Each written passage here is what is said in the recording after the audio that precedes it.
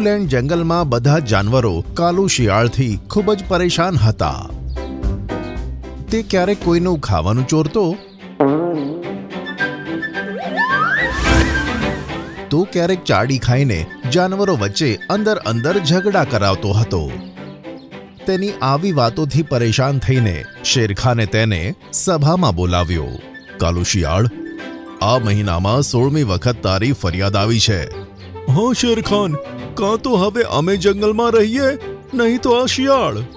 કાલુ શિયાળ, તને આવતા 1 વર્ષ સુધી જંગલમાંથી કાઢવામાં આવે છે. આ સાંભળી શિયાળ તો ચોંકી ગયો. સાંજ પડતા પહેલા શિયાળે જંગલ છોડી દીધું. હવે બધા જાનવર ખુશ હતા. બીજા દિવસે જાનવરો બગીચામાં સરસ મોસમની મજા માણતા હતા. મિંકુ સારસ અને ટીનુ ચકલી, જે હંમેશા સાથે રહેતા હતા, તેમને ઝાડીઓમાં કંઈક જોવા મળ્યું. અરે, પેલું શું છે? ચાલો જઈને જોઈએ. તેમની વાત સાંભળી બધા જાનવર પેલી મોટી વસ્તુની પાસે પહોંચ્યા. તેમણે જોયું કે એ એક મોટા આકારનું ઈંડું છે. અરે બાપરે, આટલું મોટું ઈંડું! આ તો બહુ અજીબ વાત છે. હું હમણાં શેરખાનને બોલાવીને લાવું છું.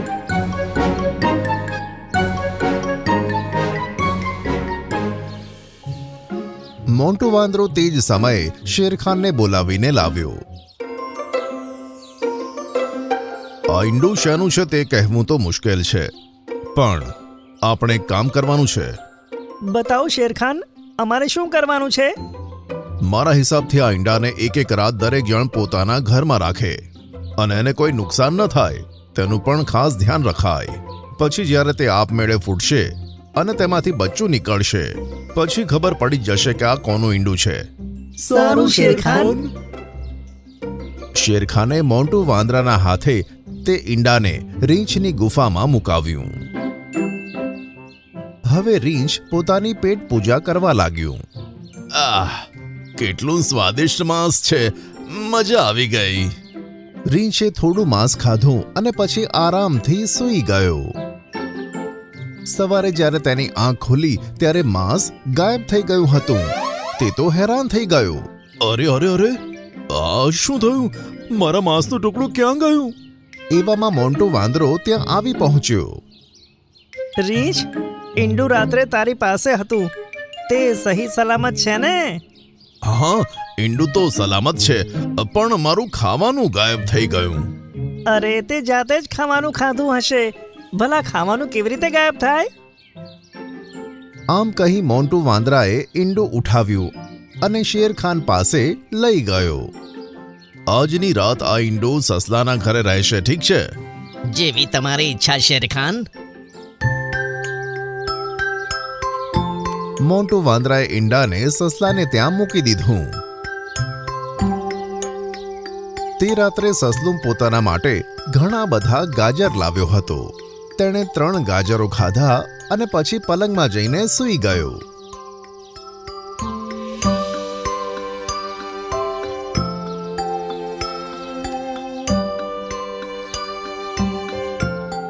સવારે મોન્ટુ વાંદરો તેના ઘરે પહોંચ્યો તો સસલું આરામથી સૂતું હતું અને ઈંડું તેની પાસે સહી સલામત અવસ્થામાં હતું. સસલા, ઉઠ, હજુ ઊંઘે છે? જો સવાર પડી. સસલું ઉઠ્યું તો મોન્ટુ વાંદરાને સામે જોયું. ઓહો મોન્ટુ વાંદરા, તું તો સવારમાં જ આવી ગયો. હા, આ ઈંડાની ડ્યુટી જેવી લાગી છે કે સવારે ઉઠીને શેરખાન પાસે પહોંચાડવાનું હોય છે. મોન્ટુ વાંદરાએ ઈંડાને ઉઠાયું ત્યાં જ સસલું ગભરાયું. અરે, મારા ગાજર ક્યાં ગયા? તારા ગાજર તું આરામથી શોધતો રહેજે, બરાબર? હું તો જાઉં છું. મોન્ટુ વાંદરો ફરીથી ઈંડું લઈને શેરખાન પાસે પહોંચી ગયો.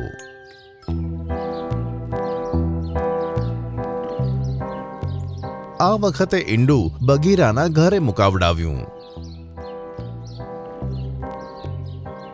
અને આ વખતે પણ સવારે બઘીરાનું ખાવાનું ગાયબ થઈ ગયું હતું. આ વાતને ધ્યાનમાં રાખીને હવે બધાએ શેરખાનની સામે આ સમસ્યા મૂકી. તમે કહેવા શું માંગો છો કે જેના પણ ઘરમાં આ ઈંડું રાખ્યું હતું ત્યાંથી રાતના સમયે કોઈને કોઈ વસ્તુની ચોરી થઈ ગઈ છે. હા શેરખાન, એવું જ થયું છે. તો આજે રાત્રે આ ઈંડાનું ફંડું શું છે એ ખબર પડી જશે. અત્યારે એને અહીં જ રાખો. આજે રાત્રે મારી ગુફામાં રહેશે. આખી રાત એની પર નજર રાખવામાં આવશે. ત્યારે જ આ રહસ્ય ઉકેલાશે. બધા જાનવર તે ઈંડાને શેરખાનની ગુફાની બહાર રાખીને જતા રહ્યા. રાત પડી ત્યારે મોન્ટુ વાંદરાએ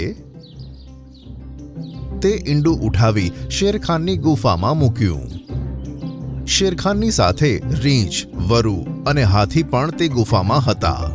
શેરખાન આરામથી સૂઈ ગયો અને આ ત્રણે જણા ઈંડાની ચોકી કરવા લાગ્યા. લગભગ અડધી રાત્રે ત્રણે જણાએ જોયું કે ઈંડું જાતે જ હલી રહ્યું છે. અરે આ જુઓ! ત્યાં જ ઈંડું એવી રીતે ખોલ્યું કે જાણે કોઈ પેટીનો પટારો ખુલે છે અને તેની અંદરથી સારસ બહાર નીકળ્યું. અરે સારસ તું! એવામાં શેરખાન પણ જાગ્યો. વેંકુ સારસ, આ બધું શું છે? શેરખાન, હું મહેનત વગરનું ફ્રીમાં ખાવાનું ઈચ્છતો હતો, એટલે આ ઈંડામાં રહેતો હતો. રાત પડે ત્યારે આમાંથી નીકળી ખાવાનું ખાઈને ફરીથી આની અંદર જઈને સૂઈ જતો હતો. પણ આજે રાત્રે તમે આની ચોકીમાં રહ્યા ને, એટલે મારી આ સાચી વાત તમારી સામે આવી ગઈ. આની તને બરાબર સજા મળશે સારસ. તને 10 દિવસ માટે પાંજરામાં કેદ કરવામાં આવશે. આ સજા સાંભળી સારસ ચૂપ થઈ ગયો. સવાર પડતા બધા જાનવર એક જગ્યાએ ભેગા થયા. સામે એક પાંજરું હતું અને મોન્ટુ વાંદરો તેની પાસે ઊભો હતો. સારસને પાંજરામાં બંધ કરવામાં આવે. આ વાત પર સારસ કશું જ બોલ્યો નહીં અને આ વાત શેરખાનને ખૂબ જ અજીબ લાગી. સારસને પાંજરામાં પૂર્યા પછી બધા જાનવરો જતા જ હતા કે એવામાં એક મિનિટ, બધા રોકાઈ ગયા અને શેરખાનની સામે જોવા લાગ્યા. શેરખાન પાંજરાની પાસે પાછો આવ્યો અને બોલ્યો કે સારસ, તે કીધું હતું કે તારે મફતનું ખાવાનું ખાવું હતું, એટલા માટે તે આવું કર્યું. પણ તું તો ક્યારે પણ એકલો નથી ખાતો. હંમેશા તારી મિત્ર ટીનુ ચકલી સાથે ખાય છે. હા સારસ, એ બંને જણા સાથે જ ખાવાનું ખાય છે. સારસ, બતાય ટીનુ ક્યાં છે અને તારી સાથે ઈંડામાં કેમ નથી? હવે સારસના ચહેરા પર પરેશાનીના ભાવ દેખાવા લાગ્યા અને તેણે પોતાનું મૌન તોડ્યું. એકવાર જ્યારે હું તમારી ગુફાની સામેથી પસાર થતો હતો, એ વખતે મને આ ઈંડામાંથી એક અવાજ આવ્યો. લાગે છે બધા જઈ ચૂક્યા છે. ઈંડામાંથી નીકળવાનો આ જ સાચો સમય છે. ત્યાં જ ઈંડાનું ઢાંકણ ખોલ્યું અને શિયાળ તેમાંથી બહાર નીકળ્યું અને મને સામે જોયો તો ચોંકી ગયો. અરે સારસ તું! હા, હું તો ટીનુને શોધવા નીકળ્યો હતો, પણ મને તારી અસલિયત ખબર પડી ગઈ. હવે જોજે, હું તારી સચ્ચાઈ આખા જંગલ સામે મૂકી દઈશ. સારું, બતાવી દેજે. પણ પછી તું ટીનુને ક્યારે નહીં મળી શકે, કારણ કે તેને મેં મારા ખુફિયા ઘરમાં કેદ કરી છે. જો તેને બચાવવી હોય તો જેવું હું કહું છું ને એવું કર. એના બ્લેકમેલ કર્યા પછી જ હું આ ઈંડામાં બેઠો અને આખો આરોપ મેં મારી ઉપર લઈ લીધો. એવામાં ટીનુ ચકલી ત્યાં આવી ગઈ. શેરખાન, તમે સારસને કેમ કેદ કર્યો છે? અરે ટીનુ, તું? હા મિંકુ સારસ, મારે ગઈકાલે મારી એક સખીને મળવા જવાનું હતું. તો સૂઈ રહ્યો હતો એટલે તને જગાડવું મને બરાબર ના લાગ્યું, એટલે હું એમને જ જતી રહી હતી. એનો મતલબ છે એ શિયાળે ખોટું બોલીને એની જાળમાં મને ફસાવ્યો. સારું, હવે એક ચાલ આપણે એની સાથે રમીએ. અંધારું થતા જ્યારે સારસ પાંજરામાં હતો ત્યારે શિયાળ તેની પાસે આવ્યો.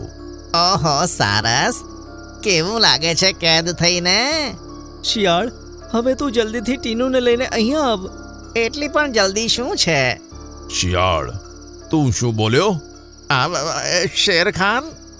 શેરખાનનો અવાજ સાંભળતા જેવું શિયાળે પાછળ જોયું તો ગુસ્સે ભરેલા જાનવરો અને પક્ષીઓ તેની સામે જોઈ રહ્યા હતા. તું તારા ગુનાની સજા આ સારસને આપવા માંગતો હતો ને? હવે તું જો તારી સાથે શું થાય છે. મોન્ટુ વાંદરા. મોન્ટુ વાંદરાએ સારસને પાંજરામાંથી બહાર કાઢ્યો અને તેમાં શિયાળને નાખી દીધો. ના શેરખાન, તમે આ ઠીક નથી કરી રહ્યા. તારા માટે આ જગ્યા બેસ્ટ છે. કેમ શિયાળ, કેવું લાગે છે પાંજરામાં કેદ થઈને? આ સવાલ સાંભળી શિયાળે તેનું માથું નીચે કર્યું અને બધા જાનવર ખડખડાટ હસી પડ્યા.